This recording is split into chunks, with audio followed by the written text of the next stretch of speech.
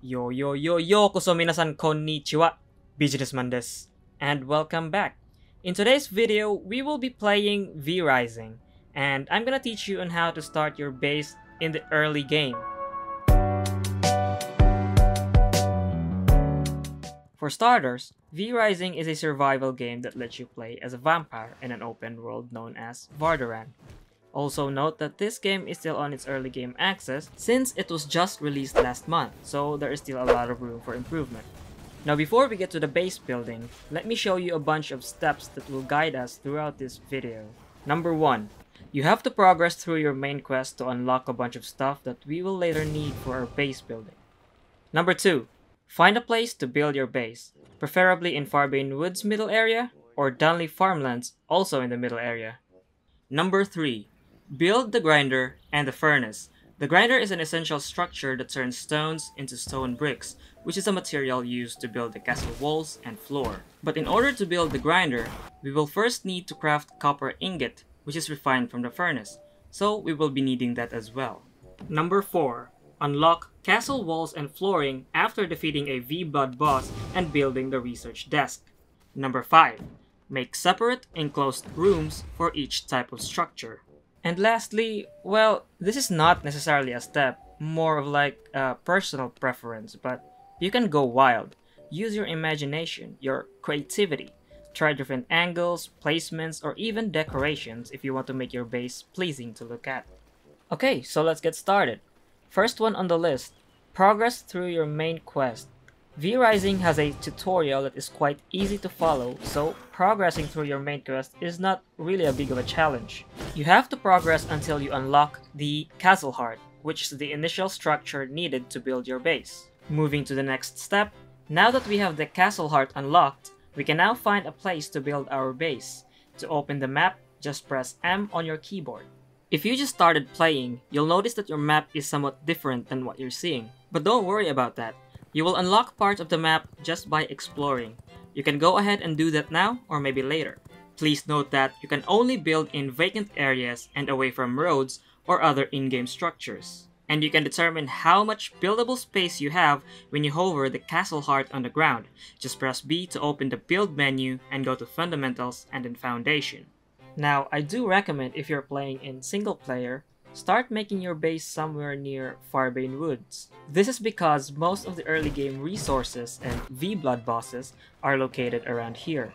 We'll explain what V-Blood bosses are later in this video. But if you want to start your base in Dunley Farmlands, make sure to build somewhere near the middle area, where there is this one-way cave passage that you can use to instantly teleport to the other end, which is in Farbane Woods. Now, you may be asking, why is it only one way? Because you can only use this from Dunley Farmlands to Farbane Woods and not the other way around, alright? However, if you are playing in multiplayer, I do recommend to start your base in Dunley Farmlands, assuming that most spaces in Farbane Woods area are already occupied by other players. Just a side note, we are playing on a PvE server with standard settings, and luckily, we found ourselves a good spot here.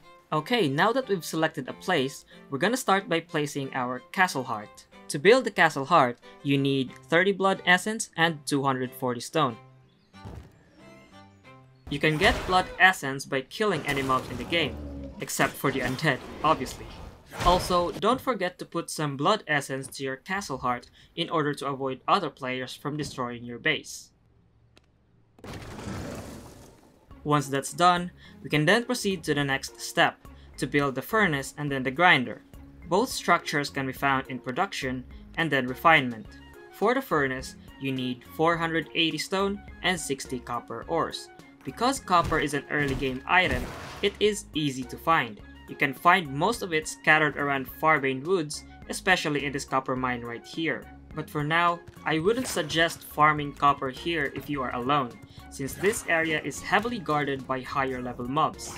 You will also need to upgrade first your weapon gear level to 6 in order to farm copper. Otherwise, it will tell you something like this. And done! Next is the grinder. We need 8 planks, 4 copper ingot, which can be refined from the furnace, and 4 whetstones. Now, whetstone is a craftable item later in the game, but it would take long before we can unlock that recipe, so we'll have to find another way. Lucky for us, whetstones can be dropped by killing bandits, and it can also be found inside chests around this area. Once the grinder is built, don't forget to fill it with stones. Trust me, we will be needing a lot of stone bricks later. Also, I forgot to mention that aside from stone bricks, we need at least 2 stacks of planks and blood essence, so you better go ahead and collect those as well. Now that step 3 is done, let's proceed to step 4. We have to progress through our main quest again until we build the research desk after defeating the first V-Blood boss, which then unlocks the castle walls and flooring. But before we get to the research desk, let me explain V-Blood bosses in a bit here. V-Blood bosses are the main objectives of the game. You can check the list of bosses either by using the Blood Altar or by pressing O on your keyboard, but you can only track them with the former option. By defeating a V-Blood boss, you will unlock rewards such as vampire powers, skills, structures, and even recipes for late game materials. For example, after defeating the Alpha Wolf, we now have the Wolf Form ability. After building the research desk, we now have access to castle walls and flooring, which is our main goal for this guide. This leads us to the next step. Make separate rooms for each type of structure. Notice that when you hover at a structure on the build menu, you can see the structure type below its name. And as you progress further into the game, you'll unlock more types of structure that needs their own room as well. So, proper placement is very important. We'll have to first expand our base by placing more borders. For now, we only have 4 types of structure, so let's group them accordingly. Okay, now that we're done grouping them up, we can now put them inside their own rooms. Just make sure to put enough space so you're free to move around.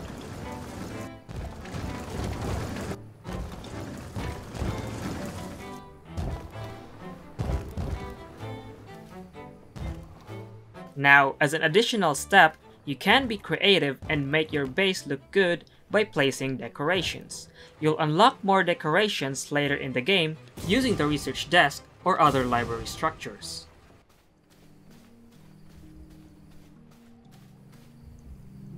And that concludes our guide for today. If this helped you somehow, let me know your thoughts and comment down below. Also, don't forget to leave a like and subscribe to my channel for more content like this. Anyways, thank you so much and have a great day y'all. Bye!